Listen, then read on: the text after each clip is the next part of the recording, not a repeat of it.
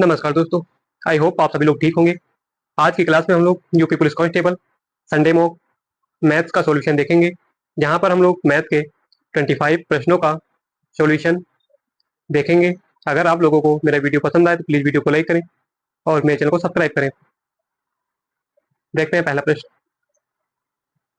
अनुज, राम और संजय मिलकर एक कार्य को 78/5 दिन में पूरा कर सकते हैं, जबकि अनुज अकेले उसी काम को 45 दिन में पूरा कर सकता है। तो राम और संजय मिलकर उस काम को कितने दिन में पूरा करेंगे? अनुज अगर अकेले 45 दिन में करता, अगर राम एंड संजय मिलेंगे तो ये शायद 45 से कम दिन में कंप्लीट करेंगे, क्योंकि अकेले जब 45 दिन में करें, दो लोग मिलेंगे तो 45 से कम दिन लेंगे, ये संभव है।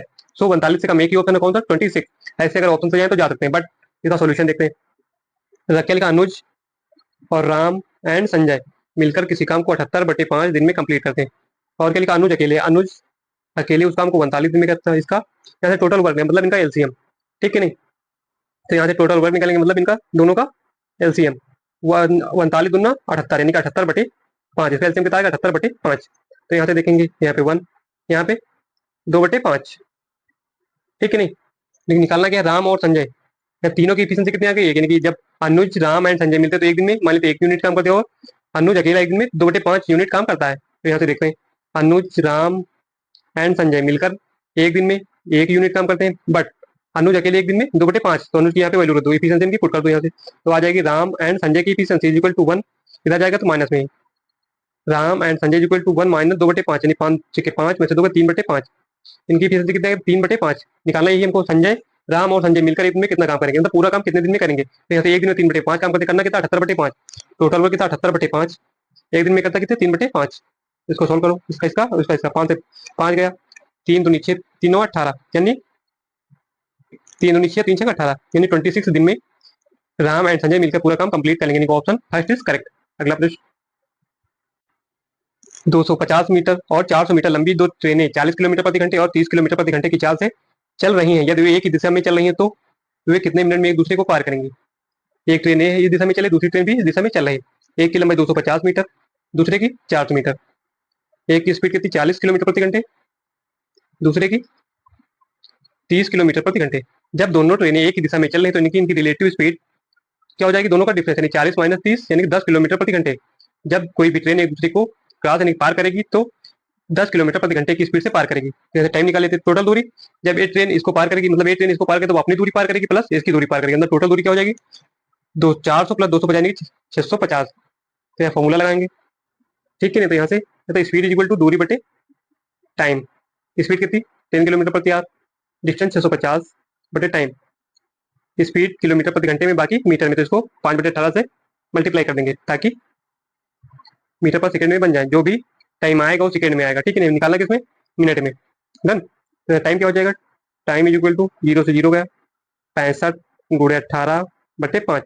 ये ऊपर जाएगा, ये नीचे आएगा। डन। अब इसको किसमें? मिनट में, तो इसको सॉरी सेकंड में, तो इसको मिनट में चेंज करेंगे तो 60 से डिवाइड, सॉल्व कर लेंगे इसको। 5 के 5, 5 15, 6 3 18, 6 दाम में 60, 13 से 39/10। टाइम कितना आ गया? 39/10 मिनट, यानी 3.9 मिनट। Option B is correct. अगला प्रश्न। जब एक सीधे वेलना का टैंक से 1541 तेल सॉरी 154 लीटर तेल निकाला जाता है तो उसका स्तर 10 सेंटीमीटर गिर जाता है, तो टैंक का व्यास क्या करें? कोई अगर बेलना का टैंक है, सपोज ऐसा, ठीक है नहीं? अगर इसमें 154 लीटर तेल निकाल लिया जाएगा तो 10 सेंटीमीटर इसकी जो हाइट घट जाएगी, मतलब अगर यहाँ पे पूरा तेल था तो यहाँ पे आ जाएगा, ये यहाँ पे आ जाएगा, यानी कि इसका वैल्यू हमें दिया है। अगर 154 लीटर तेल निकालेंगे तो यहाँ से यहाँ, यानी कि इसका वैल्यू हमें दिया है, इसकी ऊंचाई हमें दी है, तो इसी से बना लेंगे। यानी कि बेलन का देंगे तो पाई आर स्क्वायर एच, ठीक है नहीं? इज इक्वल टू कितना दिया? 154 लीटर।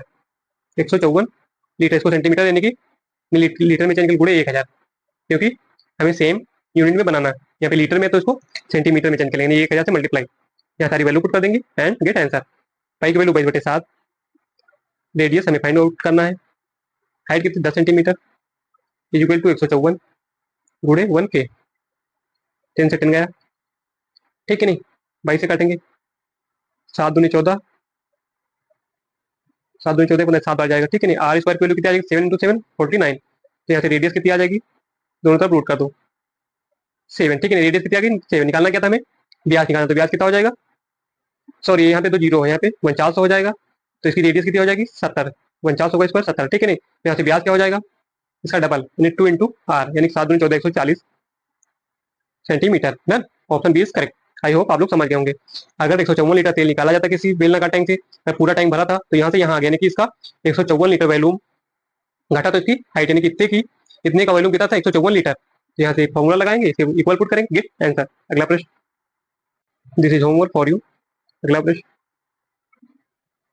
दो संख्याएं 2:3 के अनुपात में है, उनका महत्तम समापवर्तक यानी कि HCF और लघुत्तम समापवर्तक यानी कि LCM का गुणनफल 154 सेंटीमीटर। तो संख्याओं का योग ज्ञात करें।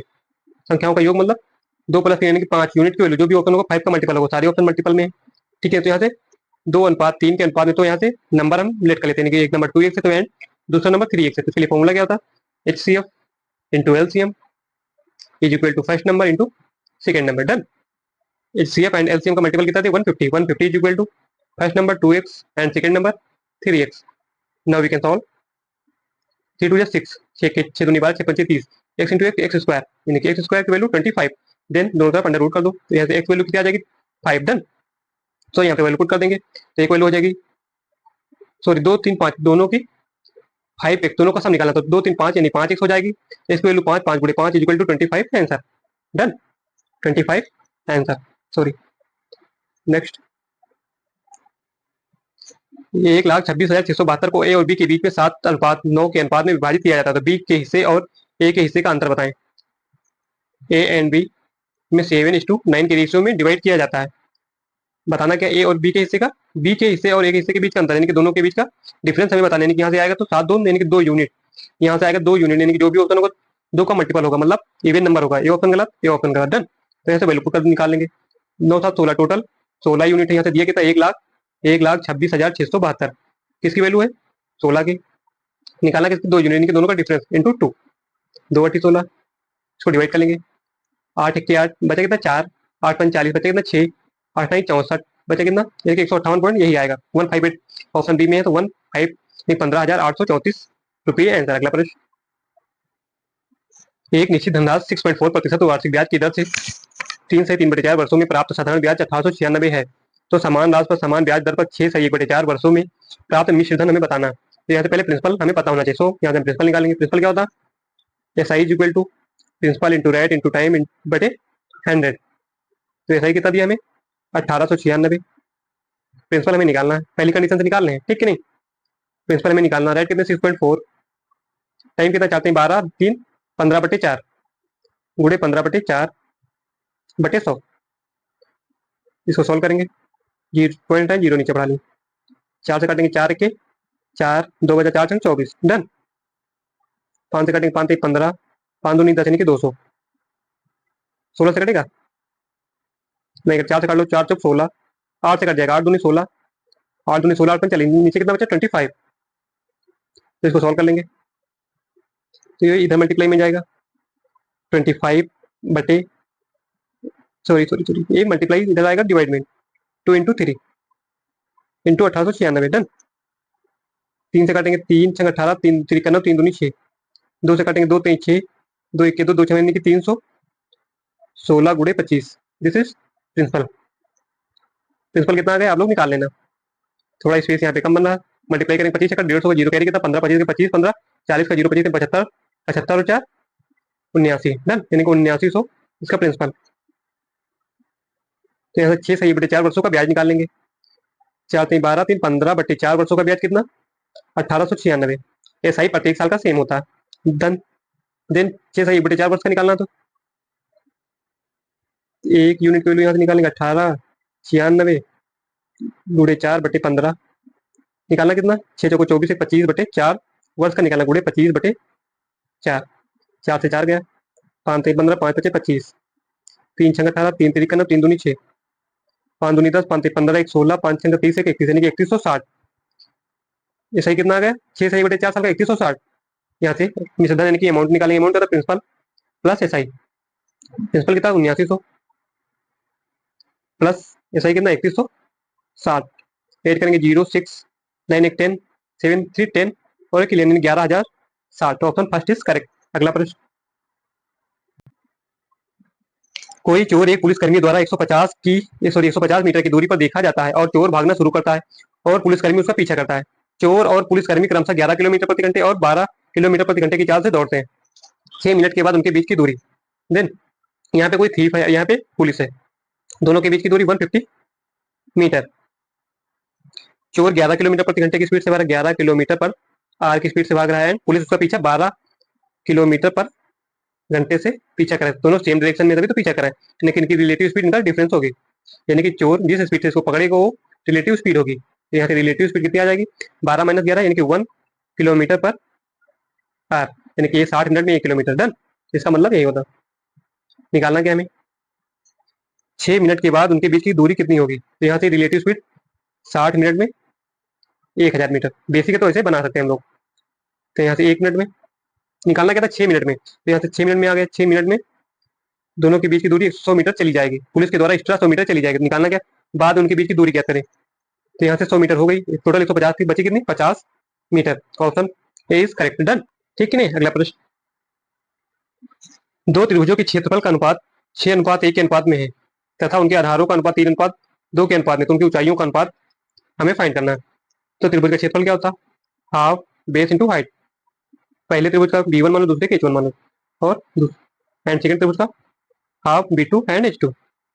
ठीक है, दोनों त्रिभुज के क्षेत्रफल का अनुपात, यानी कि इसका अनुपात कितना, 6:1, कि half b1 base into height h1 upon half b2 into h2 is equal to कितना दिया अनुपात, 6:1। यहाँ से हाफ से हाफ गया। एंड इनके आधारों का अनुपात कितना, 3:2, यानी कि बेस b1 अपॉन b2 की value h1 upon h2 is equal to 6, ऐसे लिख सकते हैं। डन। तो यहाँ से b1 एंड बेस का दोनों बेस के अनुपात कितना, 3:2, यहाँ से 3:2 वैल्यू पुट कर देंगे। यहाँ से h1 एंड h2, यानी कि दोनों की हाइट जो कि हमें निकाल, उनकी ऊंचाइयों का अनुपात 3 दूनी 6, इधर मल्टीप्लाई डिवाइड में हो जाएगा, मल्टीप्लाई में इंटू 2 4 हो जाएगा, यानी h1, यहाँ देखिए h1 अनुपात h2 कितना हो जाएगा, 2:4:1, 4:1। Option B is correct. Done. अगला प्रश्न, दिस इज होमवर्क। अगला प्रश्न, एक विक्रेता 10 रुपए में 15 वस्तुएं खरीदता है और रैस 15 रुपए में 10 वस्तुएं बेचता है। विक्रेता द्वारा अर्जित लाभ हमें बताना है। तो देखते हैं, यहाँ से सीपी निकालेंगे किसका, शॉपकीपर यानी कि सेलर का। 10 रुपए में 15 वस्तुएं खरीदता है, यानी कि रेट यहाँ से 10 रुपए में कितने आर्टिकल, यहाँ से आर्टिकल यानी कि वस्तुएं 15 वस्तुएं खरीदता है। डन। सेकंड, यहाँ से एसपी यानी कि सेलिंग प्राइस, यानी 15 रुपए में रेट कितना, 15 रुपए में 10 वस्तुएं बेचता है, आर्टिकल कितने 10। ठीक है, एसपी यहाँ से सीपी। अगर आपसे बोला जाए 15 वस्तुएं खरीदता है एंड 10 वस्तुएं बेचता है, तो इसमें प्रॉफिट एंड लॉस गेस करना मुश्किल है, इसलिए हम दोनों कंडीशन में आर्टिकल सेम कर लेंगे ताकि पता चले कि 15 वस्तुएं कितने रुपए में खरीदा और 15 वस्तुएं कितने में बेचा। डन कि नहीं। तो यहाँ से दोनों में हम आर्टिकल सेम कर लेंगे। तो दोनों का सेम कितना आएगा, 15×2 = 30, 10×3 = 30, यानी कि इसको 15×2 = 30, 2 से मल्टीप्लाई कर दो, इसको 3 से मल्टीप्लाई कर दो। तो इधर कितना आएगा, यहाँ से 30 आर्टिकल, यहाँ से 30 आर्टिकल, यहाँ से इसको 2 से मल्टीप्लाई, यानी 20 रुपए में 30 आर्टिकल, यहाँ पे 15 थे 45, 45 रुपए में 30 आर्टिकल, यानी कि सीपी कितना, 20 रुपए में 30 आर्टिकल खरीदे एंड 45 रुपए में 30 आर्टिकल बेचे। यहाँ से प्रॉफिट एंड लॉस फाइंड करना इजी है क्योंकि दोनों में आर्टिकल सेम। इन क्वेश्चनों में हमें यही करना होता है कि दोनों में आर्टिकल सेम कर लो, इजिली सॉल्व कर लो। यानी 20 रुपए में 30 वस्तुएं खरीदती और 45 रुपए में 30 वस्तुएं बेची, कितने का प्रॉफिट हुआ यहाँ पे, 20-20-40, यानी 25 का प्रॉफिट हुआ। किस पे, सीपी पे। सीपी कितना, 20 इंटू 100, परसेंटेज आ जाए 0, 0 2 5 10, 25 125, 125% प्रॉफिट। प्रॉफिट कितना, 125%। डन। अगला प्रश्न, एक किराना व्यापारी 45 रुपए प्रति किलोग्राम के बाजरे को 32 रुपए प्रति किलोग्राम के बाजरे के अनुपात में मिलाना चाहता है ताकि मिश्रण को 48 रुपए प्रति किलोग्राम की दर से बेचने पर 20% का प्रॉफिट प्राप्त कर सके। यहाँ से मिक्सचर एंड एलिगेशन लगाते हैं। पहला 45 रुपए प्रति किलोग्राम, दूसरा 32 रुपए प्रति किलोग्राम, दोनों को ऐड करता है। ठीक है नहीं, 48 रुपए प्रति किलोग्राम में बेचता है, तो 20% का प्रॉफिट होता है, मतलब ये वैल्यू किसी 120% की, 48 इसकी वैल्यू 120% की। तो यहाँ से मिक्सचर का मूल्य निकालेंगे जो कि अपने आप में 100% होता है। तो यहाँ से 120 की वैल्यू 148 है, तो इसमें से 100 की वैल्यू हम निकालेंगे। 0 0 के बाद चौक 48, यानी कि 4×40। मिक्सचर का प्राइस कितना आ गया, 4×40। तो ये आप लोग सॉल्व करना जानते होंगे, 45 - 40, 5 32, 40 - 32 60, कितना रेशियो होगा, 8:5। अगर 45 रुपए प्रति किलोग्राम वाली 8 किलोग्राम चीनी चीनी या कुछ भी मान लो 8 यूनिट वस्तुएं हैं, तो 32 रुपए प्रति किलोग्राम वाली 5 यूनिट वस्तुओं को मिलाना चाहिए ताकि मिक्सचर को 48 रुपए प्रति किलोग्राम में बेचे तो 20% का प्रॉफिट हो। अगला प्रश्न, एक वृत्त की परिधि और एक आयत का परिमाप बराबर है। एक आयत की भुजाएं 15 एंड 7 सेंटीमीटर, तो वृत्त का क्षेत्रफल कितना होगा। तो वृत्त का परिधि कितना होता है, 2πr। 2πr is equal to किसके बराबर है, आयत का परिमाप क्या होता है, 2 into length plus breadth. Done. यहाँ से वैल्यू पुट कर दो, 2 से 2 गया, यहाँ से πr लेंथ एंड बेस की वैल्यू कितनी 15 7 यानी 15 7 22 यानी कि 22 निकालना क्या है वृत्त का क्षेत्रफल पाई आर स्क्वायर यहाँ से आर आपको इधर 22/पाई डन। अब दोनों तरफ स्क्वायर कर दो ताकि इधर आर स्क्वायर बन जाए। आप देखते चाहे सॉल्व कर सकते हैं बट जैसे हम लिख कर रहे हैं वैसे आप लोग देखिए दोनों तरफ स्क्वायर करने पर यहाँ पे आर स्क्वायर हो जाएगा यहाँ पे 22 × 22/पाई स्क्वायर डन। अब ऐसा करिए कि निकालना क्या पाई आर स्क्वायर इधर सिर्फ आर है आर स्क्वायर है तो दोनों तरफ पाई से मल्टीप्लाई कर दो इधर भी पाई से मल्टीप्लाई एंड इधर भी पाई से मल्टीप्लाई पाई से एक पाई गया मतलब पाई आर स्क्वायर हो गया पाई आर स्क्वायर यहाँ से पाई की वैल्यू पुट कर दो 22 × 22 इस पाई की वैल्यू 22/7 तो 22 से 22 गया 7 ऊपर जाएगा इंटू 7 7 दूनी 14 7 दूनी 14 15 की 154 सेंटीमीटर स्क्वायर आंसर। अगला प्रश्न 7 अंकों की वह बड़ी से बड़ी संख्या कौन सी है जिसे 10 15 20 24 और 30 से विभाजित करने पर क्रमशः 6 11 16 20 और 26 शेष पर प्राप्त होता है डन कि नहीं। हम 10 से अगर डिवाइड करेंगे तो 6 रिमाइंडर अगर कोई संख्या 10 से डिवाइड हो रही है मतलब लास्ट में 0 होगा यहाँ से देखते हैं लास्ट में 0 पूरी तरह से डिवाइड हो रहा है ऑप्शन गलत क्योंकि रिमाइंडर में 6 प्राप्त होना चाहिए। ए भी पूरी तरह 10 से डिवाइड हो रहा है ऑप्शन डी भी गलत क्योंकि रिमाइंडर में 6 प्राप्त होना चाहिए डन। दो ऑप्शन खल्लास ठीक है नहीं। कोई दूसरा देखते 15 से डिवाइड होने का मतलब 5 एंड 3 दोनों से डिवाइड होना चाहिए तो देखते हैं 9 9 9 5 6 11 इनका सम कितना है 11 रिमाइंडर कितना 11 + 11 22 तो ये 3 जी हाँ 3 से डिवाइड हो रहा। आप 5 से कैसे चेक करेंगे 5 से चेक का मतलब लास्ट में 0 होगा या 5 होगा अब उसमें रिमाइंडर 8 किया जाएगा 11 यहाँ पे 11 यानी कि लास्ट में या तो 6 होगा या तो 1 होगा दोनों में 6 ये भी हो सकता है ठीक है नहीं। तीसरा देखते 20 से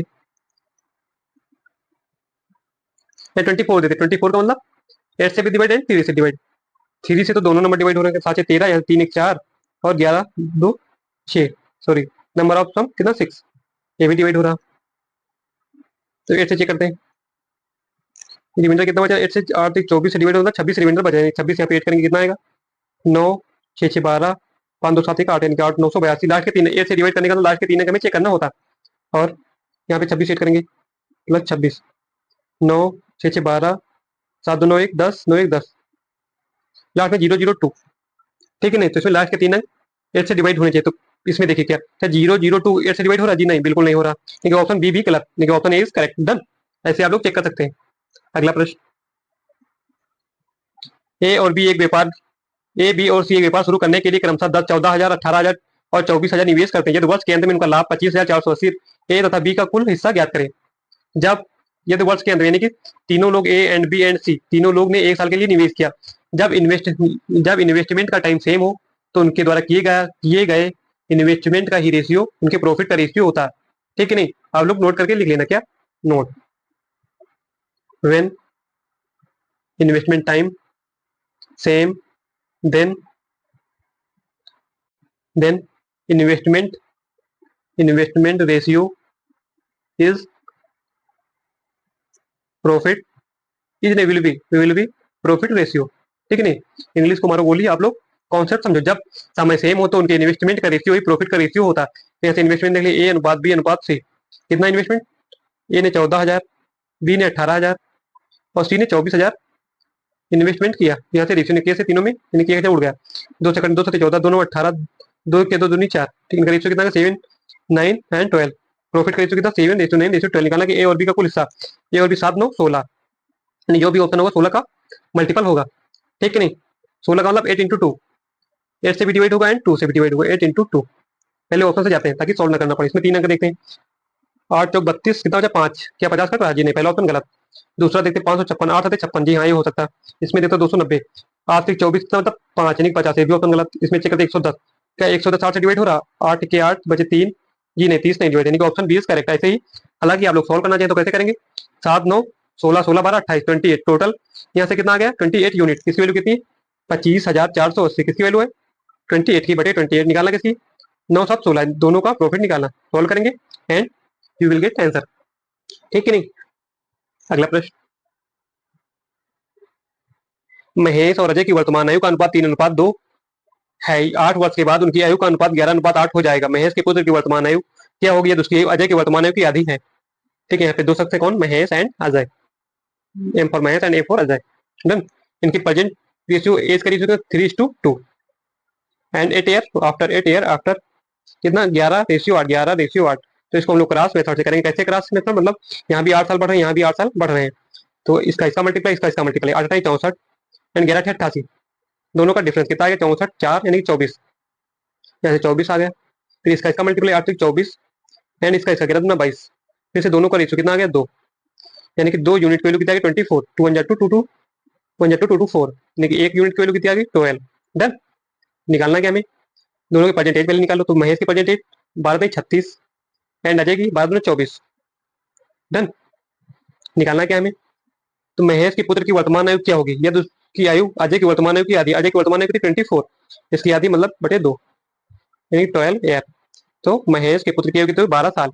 अगला प्रश्न, दो संख्याओं का महत्तम समावर्तक एचसीएफ एंड लघुत्तम इनके एलसीएम क्रमशः 2 और 60 है। यदि एक संख्या दूसरी संख्या से 14 अधिक है तो छोटी संख्या क्या होगी। देखिए एचसीएफ कितना है 2 है, यानी कि दो जो भी ऑप्शन होगा 2 का मल्टीपल होगा, 2 का मल्टीपल, क्योंकि एचसीएफ वह बड़े से बड़ा नंबर तो जो दिए गए नंबरों को पूरी तरह डिवाइड करता है, ठीक है नहीं। करीब कोई नंबर है दोनों को डिवाइड करेगा, तो जो भी ऑप्शन होगा 2 का मल्टीपल होगा। ये ऑप्शन गलत एंड ये ऑप्शन गलत, ठीक है नहीं। तो इसलिए formula HCF into LCM, formula लगा दो, is equal to first number into second number, एक नंबर दूसरे से 14 दिखेगा, एक एक्स है तो दूसरा इंटू एक्स प्लस 14। डन। यहाँ पे एचसीएफ कितना 2 एंड एलसीएम कितना 60, तो यहाँ से कितना 120, यहाँ से एक्स इंटू, आप इसको द्विघात बनाओगे तो आप लोग बनाते रह जाओगे और पेपर आपसे बहुत दूर निकल जाएगा, इसलिए आप लोग यहाँ से वैल्यू पुट करेंगे। 6 की वैल्यू यहाँ पे एक्स की वैल्यू 6 रखें, यहाँ पे 6 रखें, तो 14 6 20 गुणे 6, क्या L sorry H C F and L sorry sorry sorry left hand side and right hand side equal are 120 बराबर 120, जी हाँ। देन सेटिस्फाई, यानी कि 6, यानी छोटा नंबर क्या होगा 6 ही होगा। अगर इतना सेटिस्फाई करता तो यहाँ पे 4 वैल्यू रखते, तो यहाँ पे 4 रखते, यहाँ पे 4 रखते, दोनों का मल्टीपल 120 आना चाहिए, तो क्योंकि इसकी वैल्यू और इसकी वैल्यू आपस में बराबर, दोनों नंबर का multiple and HCF and LCM का मल्टीपल दोनों आपस में इक्वल होते हैं, जब तक उसमें कोई छेड़छाड़ ना किया जाए। Done. I hope you can understand. अगला प्रश्न, होमवर्क फॉर यू। डन। अगला प्रश्न, 3 पुरुष 7 महिलाएं एक कार्य को 10 दिन में पूरा कर सकते हैं। दूसरी ओर 4 पुरुष और 6 महिलाएं उसी काम को पूरा करने में 8 दिन का समय लेती हैं। उसी काम को पूरा करने में 10 महिलाएं को कितना समय लगेगा। देखते हैं, यानी कि 3 male plus 7 F mean female किसी काम को 10 दिन में पूरा कर सकते हैं। वही काम 4 मेल यानी कि 4 मेल प्लस 6 फीमेल उसी काम को 8 दिन में पूरा कर सकते हैं इंटू 8। इसको सॉल्व करेंगे, मेल एंड फीमेल की एफिशिएंसी आ जाएगी, 2 पंची 10, 2 चौको 8, 5 से 35 फीमेल, 5 से 15 male. Done. Is equal to 4 चौक 16 मेल प्लस 6 चौको 24 फीमेल। इसको इधर लाएंगे, 35 minus 24 means 11 female, F is equal to इधर जाएगा 16 माइनस 15 1 मेल, जैसे मेल अपॉन फीमेल निकालेंगे 11/1, ठीक है। अगर मेल एक दिन में 11 यूनिट काम करे तो फीमेल दिन में 1 यूनिट काम करेगी। तो किसी एक इक्वेशन में रखे टोटल वर्क का चॉइस में रख दो, चॉइस में रख दो, ठीक है नहीं। तो यहाँ से देखते हैं, इसे पुट करते हैं, 4 मेल यानी मेल पे 11 11 44 प्लस 6 फीमेल, फीमेल कितनी 1 यानी 6 1 6 इंटू 8, टोटल वर्क कितना आ गया 44 6 50 गुणे 8 8 40 नहीं 400, टोटल वर्क कितना आ गया 400 यूनिट, ठीक है नहीं। अब इसको हटा देते हैं। कराना किससे है, 10 महिलाएं कितना समय लेंगे उसी काम को, काम कितना टोटल 400, कितना करना किसको 10 फीमेल, फीमेल एक दिन में करती कितना एक काम, 400 बटे 10 गुणे 1, एक की वैल्यू 1 यानी कि 10, टोटल 40 दिन लेंगी। Option C is correct. अगला प्रश्न, एक व्यक्ति 26% सॉरी एक व्यक्ति 26% के लाभ पर एक घड़ी बेचता है, यदि उसने इसे 20% कम में खरीदा होता और 81.60 में बेचा होता, मतलब 81.60 कम में बेचा होता तो उसे 32% का लाभ होता।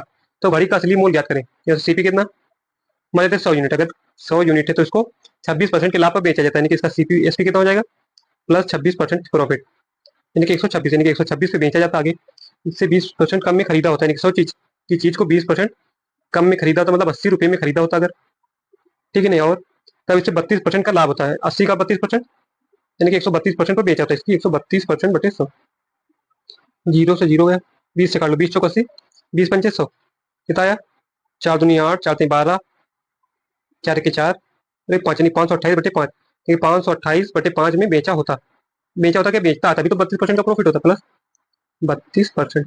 डन। आई होप समझ गए होंगे।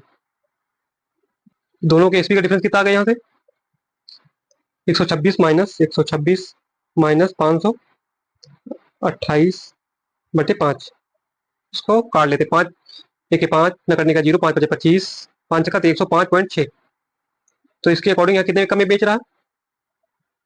126, यहाँ पे 105.6, 126 यहाँ पे 105.6, यहाँ पे 4 पॉइंट लगाए, यहाँ पे 0.2, नहीं 20.4 में कम में बेच रहा, 20.4 कम में बेच रहा। क्वेश्चन के अकॉर्डिंग क्या कह रहा? 81.60 कम में बेचता है, यानी 20.4 यूनिट की वैल्यू दिया गया 81.6। डन। हमें निकालना क्या हुआ तो का सीपी कितना था, 100 माने थे, 100 यूनिट की वैल्यू निकालनी। 20.4 इधर जाएगा तो एक यूनिट की वैल्यू कितनी आ जाएगी, 81/6/20.4, पॉइंट से पॉइंट गया, इंटू 100 की निकाली तो इधर 100 से multiply and into 100। Done. Solve कर लेंगे इसको। 4 से कटे 4 5 20, 4 के 4 25 चौको 100, 51 से कटेगा 5, 17 से काटो 17 तो 51, 17 17 चौको 68, कितना बचा 3 13, ठीक है नहीं बचा कितना 136, 17 अठे 136, ठीक है नहीं 17 अठे कितना क्या 48, 3 से कटेंगे 3 के 3, 3 से कटेंगे 16 गुड़े 25, तो यहाँ सीपी कितना आ जाएगा 16 गुड़े 25, 25 चक्कर 150, 25 के 25 15 40, नहीं 400, सीपी कितना है 400 आंसर, ठीक है नहीं। अगला प्रश्न, 8 पेन 14 पेंसिलों का मूल्य 12 पेन और 5 पेंसिलों का मूल्य बराबर है, यदि एक पेन और एक पेंसिल का मूल्य, एक पेन और एक पेंसिल का मूल्य का अनुपात क्या होगा, ठीक है नहीं। देखते हैं, जैसे 18 पेन, सॉरी 8 पेन, मान लेते एक पेन का मूल्य ₹P है, पिन एक्स मान लो, एंड एक पेंसिल का मूल्य ₹Y, तो 8 पेन का मूल्य कितना 8x हो जाएगा, प्लस 14 पेंसिल का मूल्य प्लस 14y, टोटल मूल्य कितना है, सॉरी सॉरी सॉरी 14y, तो यहाँ से टोटल मूल्य कितना 8x plus 14y equal to किसके बराबर 12 पेन, एक पेन का मूल्य ₹1 तो 12 का 12x, और 5 पेंसिल का मूल्य 5y प्लस 5y के मूल्य के बराबर है। इसको सोल्व कर लेंगे, इधर आएगा माइनस में 14 माइनस 5 9y, इधर जाएगा 12 माइनस 8 4y 4x, तो यहाँ से x अपॉन y निकालो या y अपॉन x निकालना क्या है, पेन का मूल्य और एक पेंसिल का मूल्य का अनुपात, पेन क्या है x माने तो x अपॉन y निकाल लो, x अपॉन y कितना है 9:4, जो कि हमें निकालना था pen and y pencil, 9:4 answer. अगला प्रश्न, एक कक्षा में छात्रों का औसत वजन 58.5 किलोग्राम था, जब 64.5 किलोग्राम औसत के 8 छात्र और कक्षा में शामिल हो जाते हैं तो छात्रों का औसत वजन 0.96 किलोग्राम बढ़ जाता है, तो आरंभ में कक्षा में छात्रों की कुल संख्या कितनी थी, ठीक है नहीं, ठीक है नहीं, तो यहाँ से मान लेते पहले स्टूडेंट कितने थे, एक्स थे, इनका औसत कितना था 58.5, और 64.5 किलोग्राम औसत वाले 8 और, यानी कि 8 और स्टूडेंट शामिल हो जा रहे हैं तो उनका औसत वजन 64.5 किलोग्राम है, तो टोटल औसत कितना बढ़ जा रहा है 0.96 किलोग्राम वृद्धि होती, पहले कितना था 58.5, 58.5 में 0.96, 6 9 5 14, 8 और 1 9 5, यानी 62, टोटल का औसत कितना 61.46 हो जा रहा है। डन। तो यहाँ से देखेंगे, यहाँ से टोटल यूनिट से कितना कम है 0.96 कम, 0.1 मिनट, 0.96 कम है कितने लोगों पर, x लोगों पर, तो टोटल कितना कम है 0.96 इंटू एक्स कम है, यहाँ पे कितना ज्यादा है, कितना ज्यादा 64.5 है, टोटल यूनिट कितना 61.46, तो ऐसे देखें कितना ज्यादा इनका, इतना कम है, 4 बचे यहाँ पे 0, यहाँ पे 14 5, यानी 5.04, 5.04 कम है कितने लोगों पर, 8 लोगों पर, ठीक है नहीं, 1 मिनट, यानी कि ये जितना कम होगा ये उतना ज्यादा होगा, दोनों आपस में बराबर होंगे। इसको सॉल्व कर लेंगे एंड एक्स की वैल्यू में मिल जाएगी, पॉइंट से पॉइंट गया, बचे तक 96 गुड़े एक्स इक्वल टू 504 गुड़े 8। डन। 8 से काटेंगे 8 के 8, 8 दूनी 16, 12 से काटेंगे 12 चौक 48, कितना बचे 2 12 24, यहाँ एक्स वैल्यू कितनी आ गई 42। डन। आई होप आप लोग समझ गए हो। अगर आप लोगों को मेरा वीडियो पसंद आए तो प्लीज आप लोग सब्सक्राइब कर दीजिए चैनल को और वीडियो को लाइक कर दीजिए। देखते हैं पहला अगला प्रश्न, एक परिवार के चावल पेट्रोल और तेल का खर्च का अनुपात, ठीक है, पहले खर्च का अनुपात 8:11:6 है, यदि इन वस्तुओं की कीमतों में क्रमशः 10% एंड 20% एंड 30% की वृद्धि की जाए तो इन वस्तुओं पर परिवार द्वारा किए जाने वाला कुल खर्च में कितनी वृद्धि होगी। पहले का बिफोर एक्सपेंडिचर कितना दिया 8:11 सॉरी 8:11 तो 6, ठीक है नहीं। इसको अगर कैलकुलेशन आसान करने के लिए इसको 800, इसको 1100, इसको 600 करने कोई प्रॉब्लम नहीं, ठीक है नहीं। बिफोर आफ्टर, इसमें 10% की वृद्धि, इसमें 10% की वृद्धि, 10% यानी कि 110%, ठीक है नहीं। तो इसका इसका 10% मतलब 80, यानी कि 880 रुपये पे खर्च हो जाएगा। आप लोग जानते हो इसका 20%, नहीं इसका प्लस 20%, 1100 का 20% कितना 11 दूना 22, यानी कि 220, यानी कि 11 तो 1320, यहाँ पे खर्च कितना हो जाएगा 1320। लास्ट इस पे देख लो, इस पे 30% की वृद्धि, 30%, 600 का 30%, 2 जीरो से 2 जीरो गए, 3 छः घटाने की 180, यहाँ पे 180 की वृद्धि होगी कितना, यानी कि 780। डन। यहाँ से देखते पहले का खर्च कितना था, सभी से 1 जीरो हटा सकते हैं यहाँ तीनों में, सभी में कॉमन। ठीक है, तो यहाँ से 80, 110, 8 से 14, 140, 240 यानी कि 250। पहले खर्च कितना था 250, बाद में कितना हो गया 8 2 10, 10 8 18 का 8, 7 3 10, 10 8 18, 18 के 19 यानी कि 198। सॉरी कुछ गलत, 8 2 10 8 18 का 8, 7 3 10 और 18 और एक 19 और एक एक 2, 298। पहले खर्च 250 कितनी वृद्धि हुई, 48 की वृद्धि। प्रतिशत निकालेंगे 48 की वृद्धि किस पे, 250 पे। तो 100 पे कितना, 0 0 5 बचे 25, 5 दूनी 10, 48 में 2 8 16, 2 चौको 8 1 9 96 बटे 5। इसको सॉल्व करेंगे, 5 के 5 कितना बचा, 1 सॉरी 4 5 9 45 बचा 10, 5 दूनी 10 यानी 19.2% आंसर, 19.2% आंसर। अगला प्रश्न, एक पौधे की ऊंचाई 2% प्रतिवर्ष की दर से बढ़ती है यदि इसकी वर्तमान ऊंचाई 1.2 मीटर 3 वर्ष के बाद पौधे की ऊंचाई क्या होगी। ठीक है नहीं, तो 1.2 मीटर परसेंट में है, 2% बढ़े मतलब हर साल 102% अपने आप ही हो जा रही है, यानी कि पहले साल 102%, फिर से अगले साल 102%, फिर से अगले साल 102% हो जा रही है। इसको सोल्व करेंगे एंड यू गेट आंसर। ठीक है नहीं, कैलकुलेशन इसमें थोड़ी टफ करना है, इसलिए दूसरा देखते हैं। सक्सेसिव कंपाउंड लगाते हैं कैसे, 2% A% and B% D, then इसके लिए क्या होता है A% plus B% plus AB बटे 100। डन। क्वेश्चन को देखें क्या परसेंट दी है, 2%, यानी 2% पहले साल, फिर से दूसरे साल 2%, तीसरे साल 2%। डन। ठीक है, जो देखते हैं यहाँ पे पहले इसके लिए दोनों के लिए देखते हैं, यहाँ पे 2% प्लस 2 प्लस AB बटे 2 इंटू 2 4 बटे 100, यानी कि 2 to 4% एंड 100 4 0.04, इसको लिख सकते हैं, यानी कि 4.04%। इसका कितना है सक्सेसिव कंपाउंड, 4.04। ठीक है नहीं, अब इसका और इसका देखते हैं। ठीक है नहीं, यानी कि 4, एक मिनट, पहले का 4.04 प्लस दूसरा 2% प्लस 2 इंटू 4.04 बटे 100। डन। इसको सोल्व करेंगे टोटल आ जाएगा, तो यहाँ से 4 to 6.04% प्लस 248 200 248 0.808, तो यहाँ से कितना आ जाएगा, 8 करेंगे 6.848 डन। ठीक है नहीं, अगर कोई अपने आप में 100% थी तो बढ़ जाएगी थी 6.8, यानी कि 1.2 इंटू 106.848 डिवाइडेड बाई 100।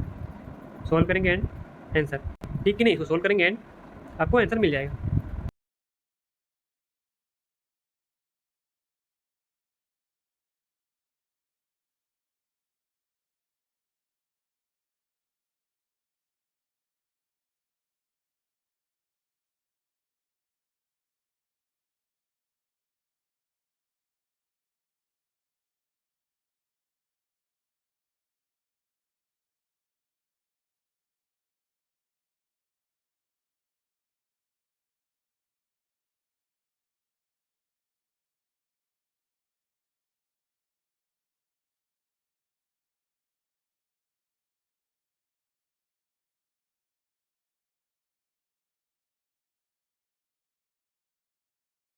तालिका में एक राज्य के 5 जिलों की गरीबी रेखा के नीचे जनसंख्या का प्रतिशत और पुरुषों महिलाओं के अनुपात को दर्शाया गया है। निकालना क्या है, यह जिला D4 में की कुल जनसंख्या 35,000 है।